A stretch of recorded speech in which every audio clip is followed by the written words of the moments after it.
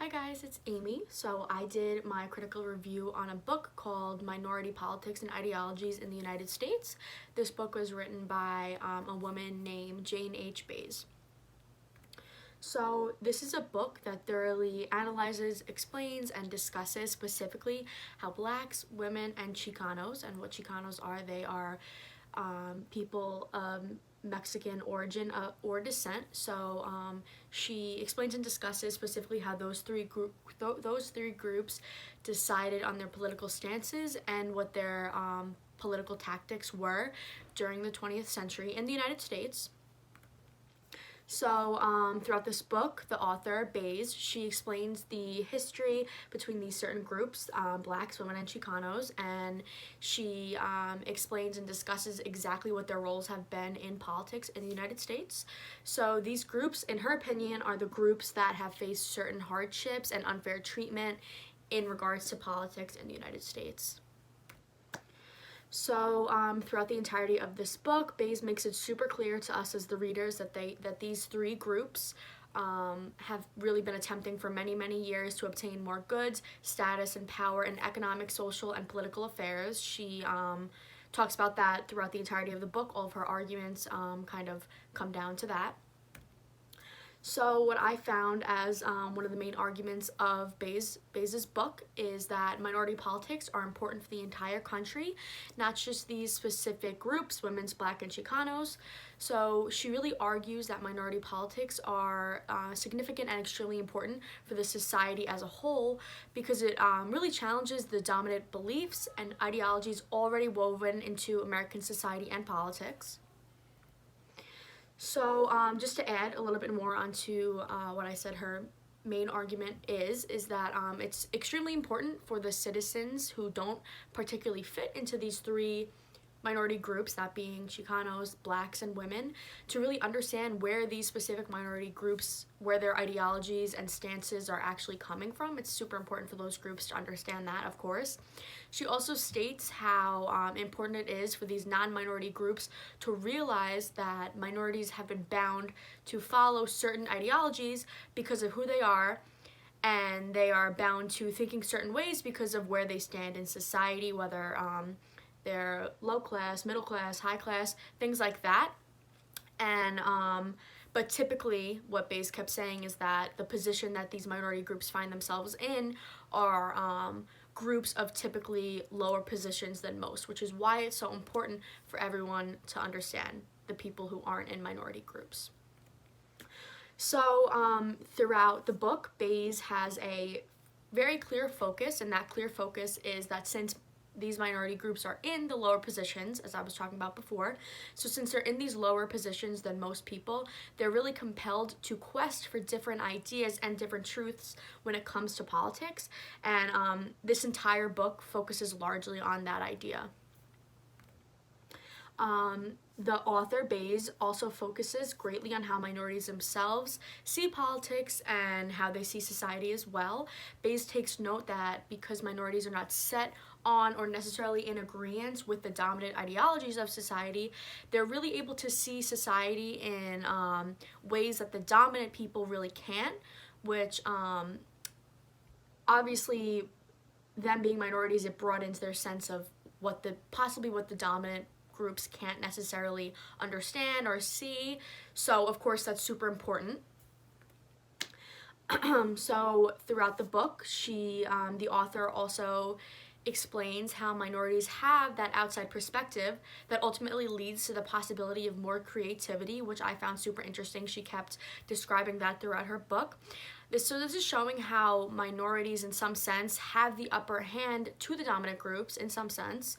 Since the way minorities view the world are considered to be non-dominant, this can be very important in regards to critiquing what the dominant ideologies throughout society and politics are.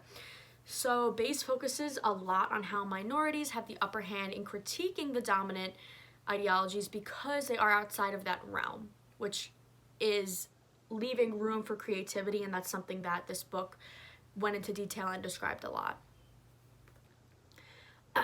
Since I just reviewed the book's main focus and arguments, I'm just going to now get into some of the critiques I had of the book and what I wrote in my essay. So the book starts off by Bays explaining that in order to fully understand and appreciate how minorities in the United States challenge the dominant people and dominant ideologies, it's important for all of us to really learn the different systems of ideological assumptions that are already set in place in American society.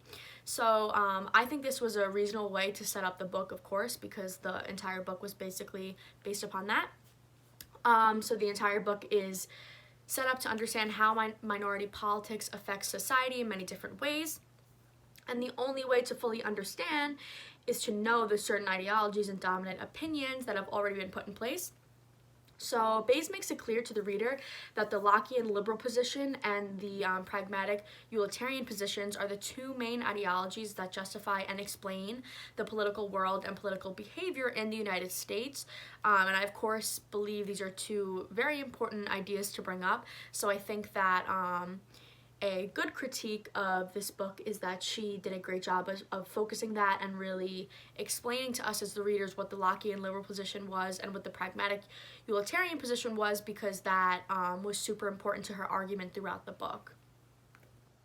Another critique that I have is that throughout the novel she discusses the idea of self-preservation a lot in regards to these minority groups. So again, she talks about how minority groups need to focus on their self-preservation, and she brings this up a lot in the book, and I personally feel as though she should have gone a little bit more into detail about exactly what she herself thinks self-preservation is, or what the definition of that is, because she didn't do that so much throughout the story. I think she just could have gone into more detail about what it's meant by self-preservation, because she does rely heavily on that example of minorities needing to self-preserve more or wanting to have a lot of self-preservation. So she actually only used one paragraph throughout the entire book in the first chapter to kind of make a vague claim about what self-preservation is and what the importance of that is regarding minority politics. So personally, a critique is that I just think this book really would have benefited from a thorough explanation of what self-preservation means, because it was brought up a lot throughout this book. And one last critique I have is that this book was very unbiased, which I think was great, but personally I would have wanted a little more of her own insight, the author's insight. When writing a book informing readers about something as important as minority politics, I think it's important to, of course, keep bias to a minimum and keep it right to the facts, but I do think the book could have benefited from her putting a little bit more of her own opinion into the evidence provided, especially when she was providing information on different movements that have affected minority politics, such as the separatist movement, the Garvey movement, the integrationalist movement, and also the union movement. So personally, as a reader, I just feel like her own insight on these movements, her own opinions on the things that went on during these movements would have really been beneficial to readers like me. Okay, and just to sum up my critique on this book is that throughout the book, Bays made many logical approaches. She really focused on her argument of old patterns of interaction in politics and society needing to change, and ideological economic factors also needing to change in order for political equity for minority groups to be achieved, which of course is important, and she kept talking about that throughout her entire book. When I was writing my critique about this story, I came to the conclusion that my main critique ultimately was Bays' balance of unbiased versus biased opinions. I think Bays, as an author, writing about minority politics, she should have and could have focused more on finding a happy medium of unbiased versus biased opinions, because I felt like there weren't too many biased opinions and we weren't getting her side of the story as maybe as a woman, since she classifies herself as being a minority in this book, because she's saying that women are a minority group. So I just think I could have benefited from hearing a little bit more of her own personal stories, her own personal opinion, since she is a woman and she is writing a story on this. Again, that's my own personal critique on it, and yeah, so that's my critical review on this book. Thank you.